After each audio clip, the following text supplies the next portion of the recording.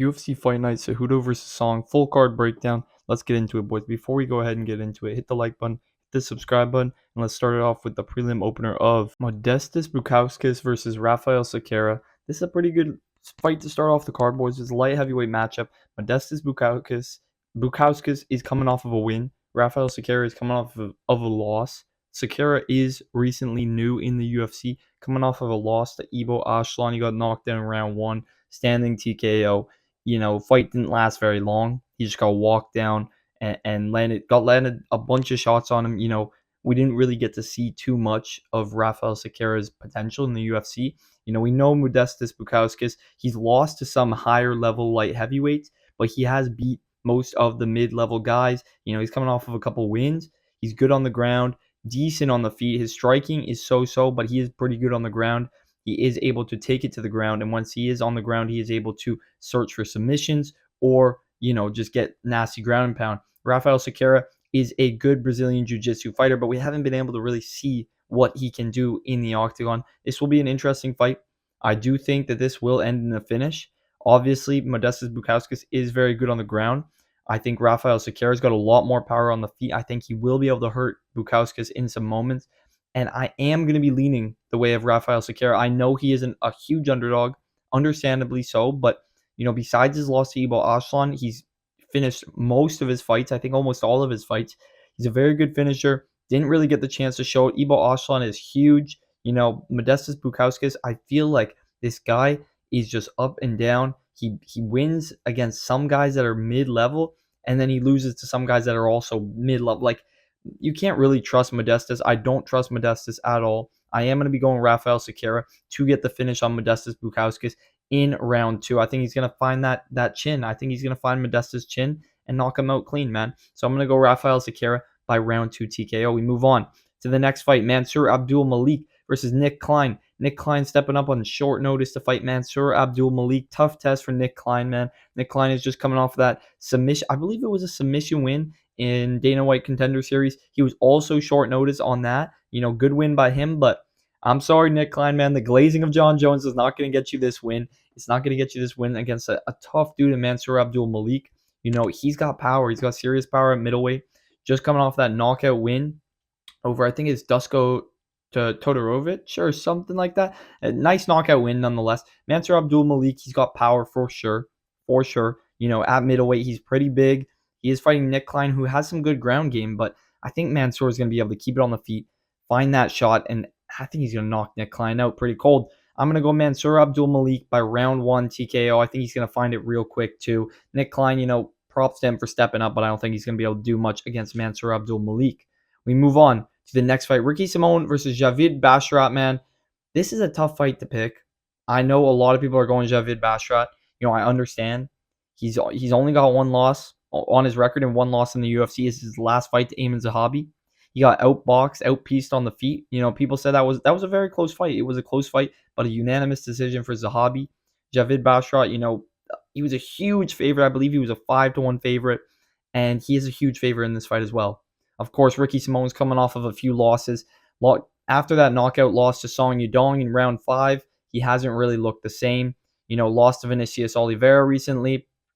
I believe he also lost to, I think, it was, I don't even want to say his name, man. Mario Batista. He lost to Mario Batista, lost to Vinicius Oliveira recently. He is out of the rankings now, but I still think Ricky Simone is dangerous. I still think he is going to be tough for Javid Basharat to beat. Basharat's good, but he's quite small at bantamweight. He's tall, he's lengthy, but he doesn't have much power. I think Ricky Simone is going to have the power in this fight. I think he's going to have the wrestling ability to be able to keep up with Basharat. I think he's going to get the takedowns on him and be able to land the more powerful shots. Basharat's good on the feet, and he can take it to the ground, find a submission if he needs to, but Basharat's kind of a guy that doesn't really have much finishing ability. I think finishing ability will be on the side of Ricky Simone. I think Ricky Simone will be able to deal the more damaging shots, and I think he could find a finish in this fight. I do think it'll go the distance, though, but I think Ricky Simone will find the more damaging shots and be able to injure Javid Basharat in moments, man, and be able to hurt him pretty bad. So I will go Ricky Simone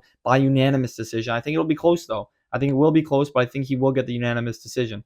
We move on, though, to Adam Fudgett versus Billy Ray Goff. I just heard this fight has been canceled, man. I mean, too many fights on this card have been canceled. It's really unfortunate to see. It is really unfortunate to see. I'm glad I didn't make my quick picks last week because so many of those fights have been canceled. I mean, this card has been up and down and up and down.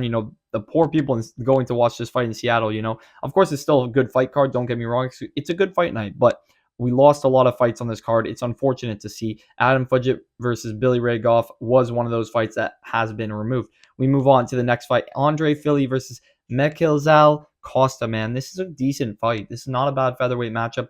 Andre Philly, he's pretty good on the feet. Just coming off that split win over Cub Swanson. Pretty good win. Costa, I believe he's coming off of a submission win.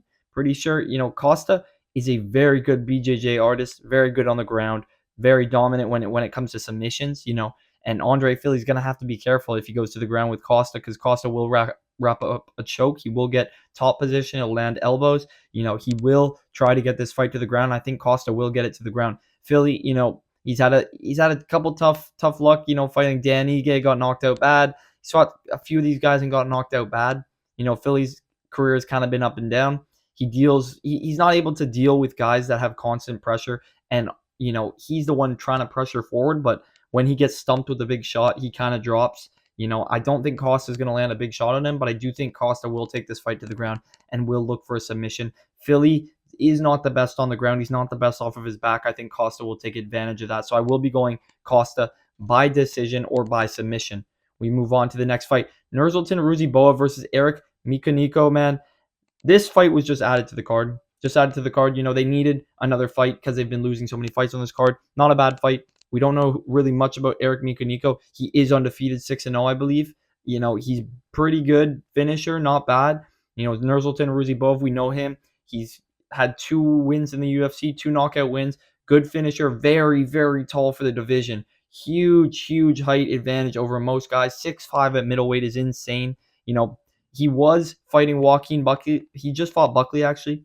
And Buckley did beat him by getting those takedowns, getting top position on a guy that's very tall. He played it perfectly, fought that fight perfectly.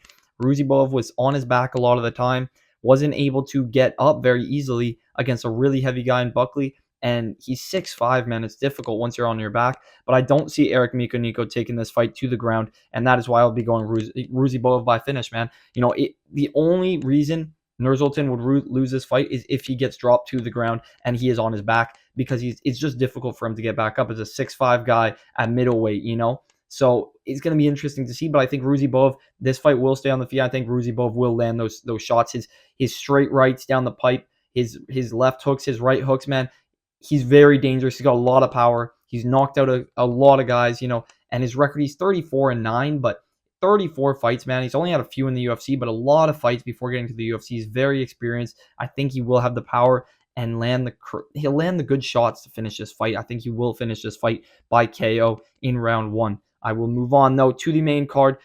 Alonzo Menifield versus Julius Walker. This is another undefeated guy that we don't really know. Julius Walker, we're going to have to see how this one plays out. I'm just going to be going Alonzo Menifield, man. Didn't dig deep in Julius Walker. I don't really know much about him. But Menifield, man, he's coming off of a couple losses, 2 back-to-back knockout losses. Not horrible losses. Lost to Olberg. He was diving in, got clipped.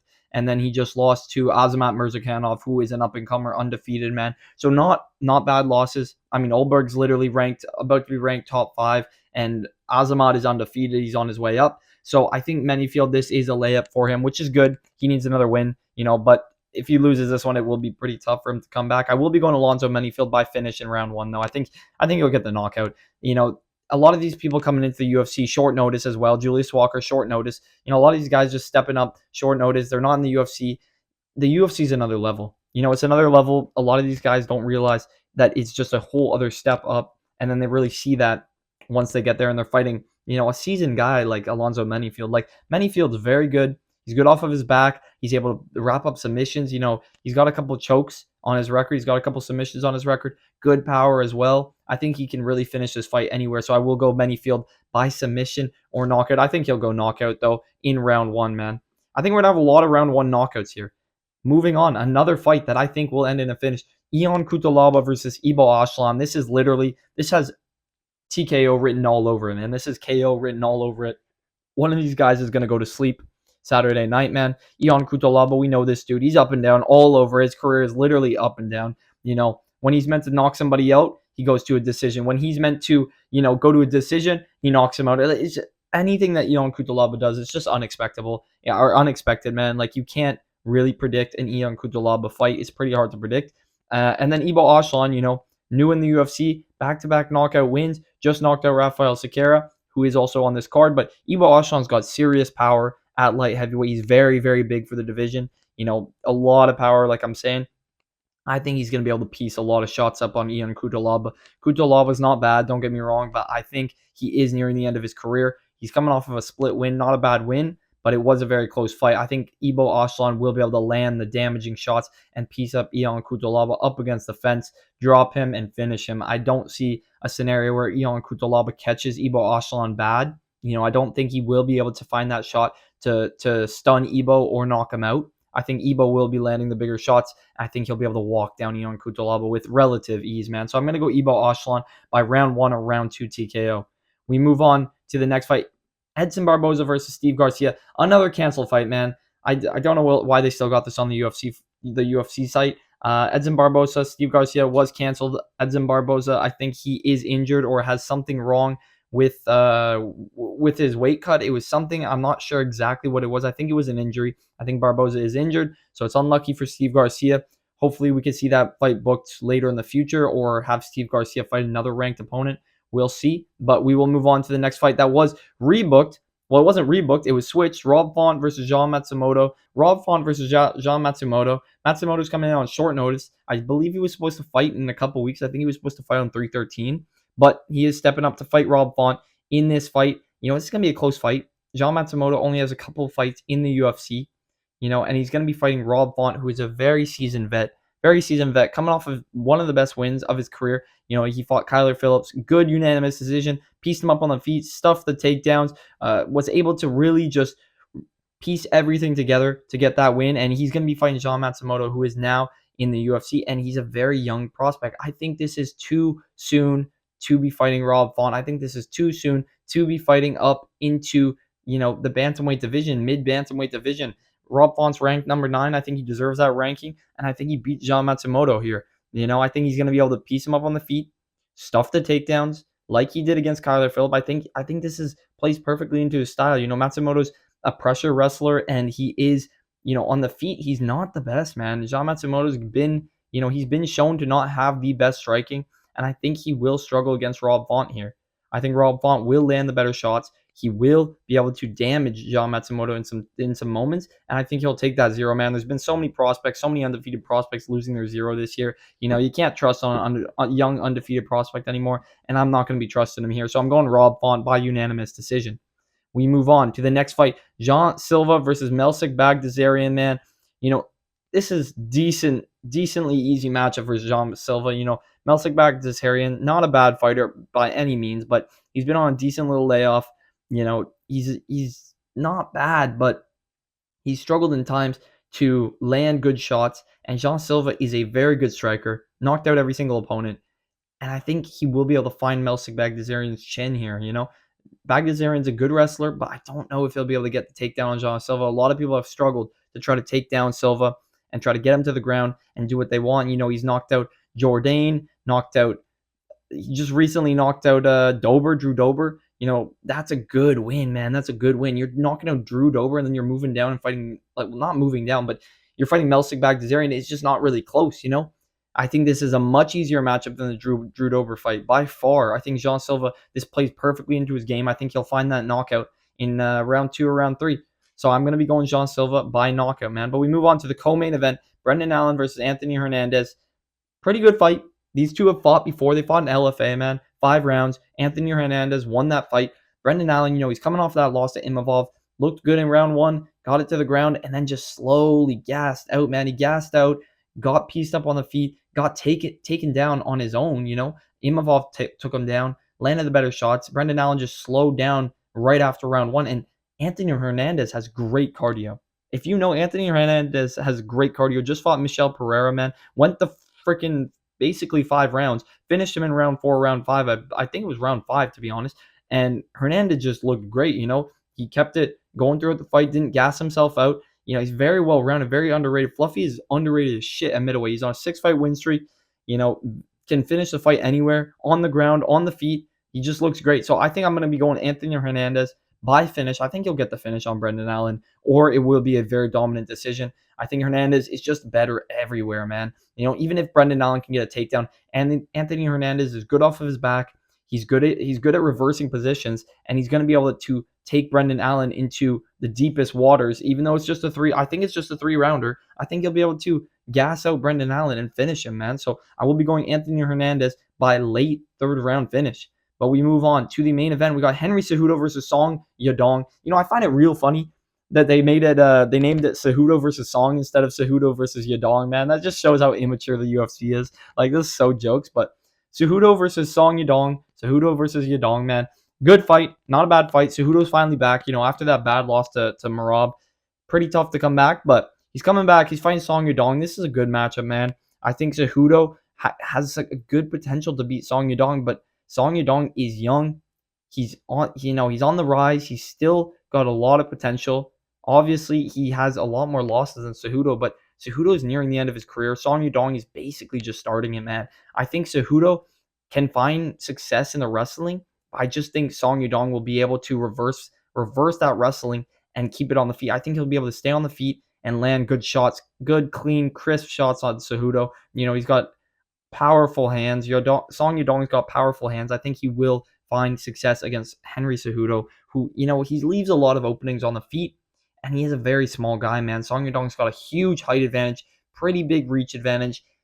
We're going to have to see how this one plays out, but I will be going Song Yadong by late TKO. I think he will find it in round 3, round 4, or round 5. One of those rounds is going to be a Song Yadong TKO, man. But that is all I've got for you guys. If you did enjoy the video, hit the like button, hit the subscribe button.